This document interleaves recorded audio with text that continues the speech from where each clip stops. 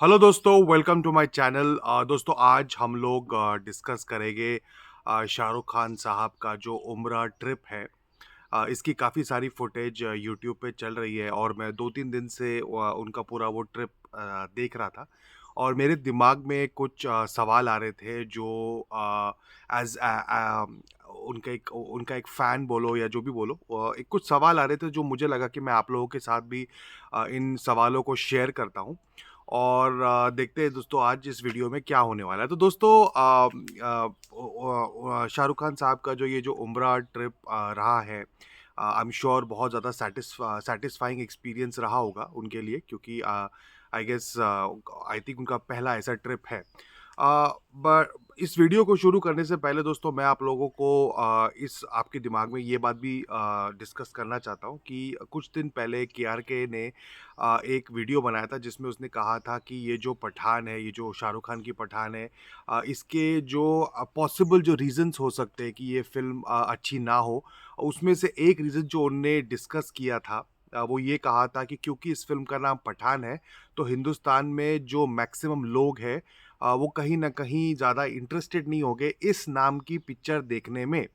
और जो पूरी दुनिया है उसमें ऑब्वियसली बहुत सारे लोग हैं जो शाहरुख खान को देखते हैं, मगर इंडिया में बहुत बड़ी पॉपुलेशन है जो उनको देखती है, और अगर ये नाम अगर होगा तो ऑब्वियसली डिफ़िकल्टी आएगी। तो मैं बहुत देर तक सोच रहा था कि KRK ने क्या बोला, क्या नहीं बोला, क्या सही है, क्या क्या गलत है। दोस्तों, मैं पर्सनली KRK को, जो मेरी जो ऑब्ज़र्वेशन रही है KRK के बारे में, कि KRK चाहे कितना भी घटिया एक्टर हो, मगर KRK उतना पागल नहीं है जितना दुनिया उसे समझती है। मुझे KRK के बहुत सारे जो ऑब्ज़र्वेशंस हैं वो बहुत बार मुझे सही लगते हैं और करेक्ट लगते हैं। मुझे ऐसा लगता है कि KRK जो है, जो बॉलीवुड का जो बिज़नेस साइड है, क्रिएटिव साइड को छोड़ दो।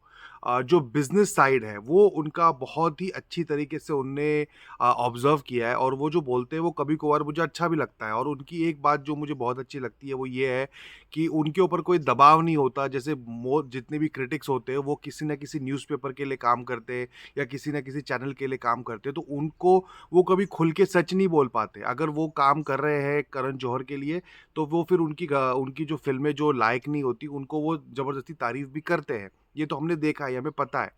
तो KRK के साथ वो प्रॉब्लम नहीं, क्योंकि वो किसी के साथ जुड़े ही नहीं है, तो वो बहुत बार अपने जो बोलना चाहते हैं वो बोल देते हैं। तो इसलिए मैं KRK को एक्चुअली रिस्पेक्ट करता हूँ। कभी-कभार तो वो ढंग की बात बोल भी देते हैं। तो अब जो उनने जो पठान के बारे में बोला है, वो कहीं न कहीं मुझे ऐसा लगता है कि वो ठीक ही बोला है, कुछ गलत नहीं बोला है। बिकॉज़ इस वक़्त का जो माहौल है उसमें ये जो नाम है पठान है, मुझे नहीं लगता कि बहुत सारे लोग इसमें इंटरेस्ट दिखाएँगे। मगर चलो ये तो वक़्त बताएगा। KRK ने अपनी ऑब्ज़र्वेशन बताई, मुझे भी कहीं न कहीं लगता है कि भाई ठीक ही बोल रहा है, गलत तो कुछ बोल नहीं रहा है। मगर अब ये वक़्त बताएगा कि क्या होने वाला है, क्या नहीं होने वाला है, ये तो वक़्त हम लोग देखेंगे। तो दोस्तों, अब कहीं न कहीं जो शाहरुख खान है उनके भी दिमाग में ये बात कहीं न कहीं चल रही होगी कि यार, मैं ये जो फ़िल्म है इसका नाम पठान है। अभी-अभी मेरे जो बेटा है आर्यन, उसके साथ वो पूरा हादसा हो गया, वो ड्रग्स का वो जो भी हुआ, उसको उसको दिन दहाड़े उठा लिया गया। इट्स नॉट अ जोक ना, मज़ाक नहीं है कि बाकी पूरी शिप के लोगों को आप उठाओ नहीं, मगर एक एक लड़के को उठा लो आप, और फिर जेल में उसको, मतलब उसको घुमाओ, और फिर आज वो बाहर है। तो मतलब वो क्या हुआ था? तो ऑब्वियसली कहीं न कहीं उनके दिमाग में भी डर होगा, ये जो नाम है पठान को लेके। तो उनके भी दिमाग में डर होगा, तो कहीं न कहीं कोई न कोई इनसिक्योरिटी तो रहेगी, ठीक है? और ऊपर से ये जो फ़िल्म आ रही है पठान, इसका जो आइडिएशन है, जो सोचा होगा, वो आज से 4 साल पहले सोचा होगा इन लोगों ने। साढ़े 4 साल पहले सोचा होगा, तब तब के हालात अलग थे। अब इनको 4 साढ़े 4 साल पहले तो पता नहीं था कि इतनी चीज़ें इस तरीके से बदल जाएगी, माहौल बदल जाएगा। तो ऑब्वियसली कहीं न कहीं उस टाइम पे पता नहीं था, तो इन लोगों ने बना दी होगी। और ये लोग शुरुआत से पठान, पठान, पठान, पठान का नाम ऐसे लाउड स्पीकर की तरफ फैला रहे होंगे कि इनको अब ये अगर चाह के भी उस नाम को बदल नहीं सकते, क्योंकि ऑब्वियसली, क्योंकि जो बाकी जो लोग हैं, जो इंडिया के बाहर है, जो शाहरुख खान को देख रहे हैं, स्पेशली जो मुस्लिम पॉपुलेशन है, फिर वो भड़क जाएगी कि यार, तुमने पहले तो पठान के नाम से पूरी पिक्चर बना दी और अब तुम डर के मारे तुम नाम बदल रहे हो। तो ऑब्वियसली एक तो इनने ये नाम रख लिया और मुझे लगता है कि ये नाम अब ये बदल भी नहीं सकते। तो अब कहीं न कहीं मुझे लग रहा है कि शाहरुख खान साहब भी कहीं न कहीं ऐसा नहीं है कि वो इनसिक्योर हो रहे हैं, पर कहीं न कहीं उनके मन में भी थोड़ा बहुत शंका होगी, डर होगी, आखिर वो भी तो कॉम्पिटिशन में ही है ना, आमिर खान के साथ, अक्षय कुमार के साथ, तो कहीं न कहीं वो भी डरते होंगे।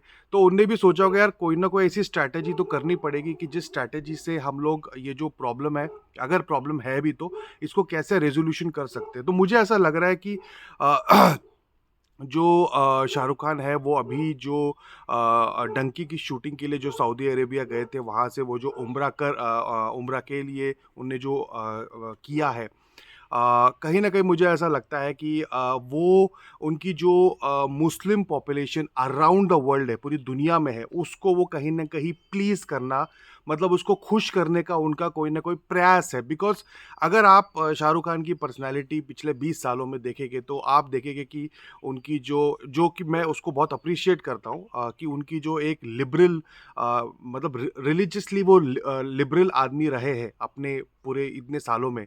और उनके वो जितने भी बाकी भी फेस्टिवल्स हैं वो उसको सेलिब्रेट करते हैं, जो कि बहुत अच्छी बात है, एक बहुत अच्छी क्वालिटी है उनमें। वो एक ओपनली शुरुआत में उनका जो स्मोकिंग और ड्रिंकिंग को लेके जो उनका पैशन रहा है, वो तो हम सबको पता है। तो एक उनकी जो इमेज थी वो हमेशा से एक लिबरल इमेज थी। तो अब कहीं न कहीं उनको लग रहा है कि उनकी जो फ़िल्म है, क्योंकि उसका नाम पठान है और इंडिया में लोग उसको शायद कम देख सकते हैं। जो बाहर के जो लोग हैं, स्पेशली जो मुस्लिम पॉपुलेशन है, इस फैक्टर को वो कैपिटलाइज़ करना चाहते हैं, कहीं न कहीं मुझे ऐसा लगता है, और उसमें कुछ गलत भी नहीं है। बिकॉज़ आप अपनी फ़िल्म के लिए ऑब्वियसली जो भी ज़रूरी आपको लगता है आप करोगे। तो कहीं न कहीं जो अभी उनने जो अपनी एक इमेज बदलने की कोशिश की है, जिसमें जो होली सिटी ऑफ मेका है, उसमें उनने जो उम्रा जो किया है, उसमें कहीं न कहीं मुझे ऐसा लगता है कि वो अपनी इमेज को थोड़ा बहुत बदलना चाहते हैं, कैपिटलाइज़ करना चाहते हैं कि वो एक पठान नाम की फ़िल्म बना रहे हैं, और जो मुस्लिम पॉपुलेशन जो अराउंड द वर्ल्ड है, इंडिया के बाहर जो है, उसको वो बहुत अच्छी तरीके से यूनाइट करके उसको कहीं न कहीं यूनाइट करके उसको वो एकजुट करके उसको लाना चाहते हैं अपनी फ़िल्म के लिए। अब ये सारी मुझे कहीं न कहीं दोस्तों स्ट्रैटेजी लगती है, बिकॉज़ जैसे ही पठान ये जो फ़िल्म है, ये ख़त्म हो जाएगी, मुझे नहीं लगता कि उसके बाद वो इस इमेज को कंटिन्यू करेंगे, वो फिर नई इमेज बना देंगे। तो जो लोग हैं, जो इम्प्रेस हो जाते हैं कि नहीं यार, ये जो बंदा है ये बहुत ज़्यादा रिलीजियस है, ऐसा कुछ भी नहीं है। जैसे ये फ़िल्म बदलेगी, मुझे ऐसा लगता है जो नई फ़िल्म का जो डिमांड होगा वो इमीडिएटली उस नई फ़िल्म की डिमांड पे ऑटोमैटिकली उस एक्टर को आना ही पड़ता है। ठीक है? वो आना ही पड़ेगा। अभी डंकी जो फ़िल्म आ रही है अगली उनकी, उसमें जो भी रिक्वायरमेंट होगी वो उन्हें करना ही करना है। तो ये तो रहा जो मेरे को जो मुझे लगा, केआरके ने जो बोला था, और फिर जो मुझे लग रहा है कि अभी की जो उनकी विज़िट है, जो उन्होंने होली सिटी मेका में की है, तो उसके बारे में जो मुझे ठीक लगा मैंने आपको बताया। उसके अलावा दोस्तों आप एक और चीज़ ये देखिए कि जो सऊदी अरेबिया है, वो प्राइमरीली अगर आप नोटिस करेंगे कि पहले बहुत ज़्यादा कंज़र्वेटिव हुआ करता था। और आप लोगों को मैं ये बताना चाहता हूँ कि जो सऊदी अरेबिया है, जो वहाँ के जो जो वहाँ के जो किंगडम है, बिन सलमान, जो वहाँ के जो किंगडम है, जो उनके जो फ़ोर फादर्स हैं, पहले हुआ क्या करता था सऊदी अरेबिया में कि इंडिया की तरह वहाँ पर बहुत सारे ट्राइब्स बोलो या बहुत सारे किंग्स हुआ करते थे। तो जो अपना जो ये यूनाइटेड किंगडम है, यूके है, तो उसने क्या किया कि वहाँ पर बेसिकली क्योंकि उनको पेट्रोल की समझ आ गई थी, बहुत 100 साल पहले उनको पेट्रोल की इम्पोर्टेंस समझ आ गई थी। तो उनने क्या किया कि सऊदी अरेबिया में जाके उनने वहाँ पर उस पूरे अपने जो इंटरेस्ट था पेट्रोल का, उसके लिए उन लोगों ने वहाँ पर बहुत सारे जो वो थे किंगडम्स थे, उसमें से एक जो किंगडम है साउद, उस किंगडम को उनने वहाँ पर एस्टैब्लिश कर दिया पूरे के पूरे सऊदी अरेबिया में। और आज तक जो यूनाइटेड किंगडम था और जो यूनाइटेड स्टेट्स ऑफ अमेरिका है, उन लोगों ने ऑलमोस्ट जो ये जो सऊदिया फैमिली है, इसको पूरा कंट्रोल किया इतने सालों तक। इनके इशारों पे हर चीज़ वो की, जो यूएसए और जो यूके चाहता था, पेट्रोल के पॉलिसीज़ के हिसाब से जो भी था, इनकी पॉलिसी वहाँ पर सेट होती थी। और जो ये फैमिली थी, ये कुछ भी नहीं थी, ये कठपुतली थी आज तक। मगर पिछले कुछ सालों में देखा गया है कि जो मोहम्मद बिन सलमान है, ये इनकी भी कहानी मैं आपको बोल देता हूँ। ये पहले 7-8 भाई हुआ करते थे, उसमें जो सबसे कमज़ोर भाई थे वो थे बिन सलमान।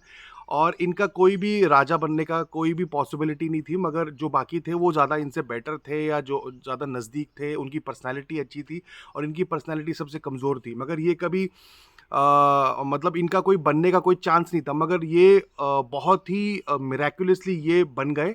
और आज ये जो सऊदी अरेबिया है, उनकी जो फॉरेन पॉलिसी है, उसको टोटली इनने पूरी तरह से चेंज कर दिया है। और आप देख सकते हैं कि धीरे-धीरे ये वहाँ पर एक इंडिपेंडेंट फॉरेन पॉलिसी को वहाँ पर सेटअप कर रहे हैं, जिसका मतलब ये है कि ये कठपुतली की तरह हर चीज़ नहीं मानते यूनाइटेड स्टेट्स ऑफ अमेरिका की। और इसी वजह से आप देखेंगे कि वहाँ पर ये जो डंकी की जो शूटिंग हुई है, पहली बात तो बिन सलमान वहाँ पर पेट्रोल के अलावा बाकी इंडस्ट्रीज़ को सेटअप कर रहे हैं। इसमें आप देखिए कि जो एक प्रोजेक्ट है द लाइन, ये लाइन एक प्रोजेक्ट है जो वहाँ बहुत कुछ 100 किलोमीटर लंबा एक लाइन बनने वाला है, जिसके अंदर अंदर बिल्डिंग्स और बहुत ही फ्यूचरिस्टिक स्टे बनने वाला है। तो ये जो पूरा कॉन्सेप्ट था, ये बिन सलमान का था और इन्हें वो उसको फॉर्म कर रहे हैं। उसके अलावा आप देखिएगा कि अभी जिस तरीके से वहाँ पर डंकी की शूटिंग हो रही है, तो वो एक तरीके से जो सऊदी अरेबिया जो पहले इतना ज़्यादा एक्सपोज नहीं था, मतलब फिल्मों की वहाँ शूटिंग होना या वो सारी जो चीज़ें थी, पब्लिसिटी बोलो, वो सारी चीज़ें वहाँ होती नहीं थी। मगर अब क्योंकि बिन सलमान वहाँ पर पूरा का पूरा उसको और उस वो किंग है और वो डिसीजन ले रहे हैं, तो उनने धीरे-धीरे इसको लिबरलाइज़ किया है। इसीलिए आप देखेंगे कि वहाँ पर अभी डंकी की शूटिंग हुई है। फिर उसके अलावा मुझे ऐसा लगता है कि कहीं न कहीं वहाँ पर शाहरुख खान पे कोई मतलब कोई रिक्वेस्ट की होगी या जो भी है, वो उनको उम्रा करने के लिए भी उनने शायद रिक्वेस्ट किया होगा या जो भी है, हो सकता है या उनकी अपनी मर्ज़ी थी। मगर कहीं न कहीं आप देख सकते हैं कि ये पहले का सऊदी अरेबिया रहा नहीं है। ये आज का सऊदी अरेबिया है जो डायरेक्टली यूएस की बात मानता नहीं है। हिंदुस्तान से ये अच्छे रिलेशनशिप चाहता चाहता है और इनकी अपनी एक इंडिपेंडेंट पॉलिसी बन रही है, जिसमें ये अब अपने बाकी जो बिज़नेसेस है उसको नॉर्मल करना चाहते हैं। और नॉर्मल करने के अलावा ये पहले की तरह कंज़र्वेटिव सोसाइटी नहीं रहेगा। ये आने वाले टाइम में एक लिबरल सोसाइटी बन जाएगा पूरी दुनिया में। और आप ये भी देखोगे कि आने वाले वक़्त में इनके अच्छे रिलेशंस हो गए रशिया के साथ भी और अच्छे रिलेशन हो गए यूनाइटेड स्टेट्स ऑफ अमेरिका के साथ। तो ये दोस्तों मैंने आपको ब्रॉडली समझाने की कोशिश की है कि सऊदी अरेबिया में क्या हो रहा है, बिन सलमान का सोचने का क्या तरीका है। और फिर जो हमारे जो शाहरुख खान साहब है, वो आज तक तो लिबरल थे, अभी ये सडनली क्यों वो वो थोड़े रिलीजियस अवतार में दिख रहे हैं, क्या कारण है। तो ये सारी चीज़ें मैंने आपके साथ शेयर की है, आपको थोड़ा आइडिया देने की कोशिश की है। मगर ऐसा ये सिर्फ एक ऑब्जर्वेशन है, तो आई होप आप लोगों को अच्छा लगे। और दोस्तों, आप लोगों को कुछ ना ठीक लगे तो मुझे कमेंट्स में बताइए, ज़रूर मैं उस चीज़ को ठीक करने की कोशिश करूँगा। तो बाकी आप लोग बहुत खुश रहिए और मेरे वीडियोज़ देखते रहिए।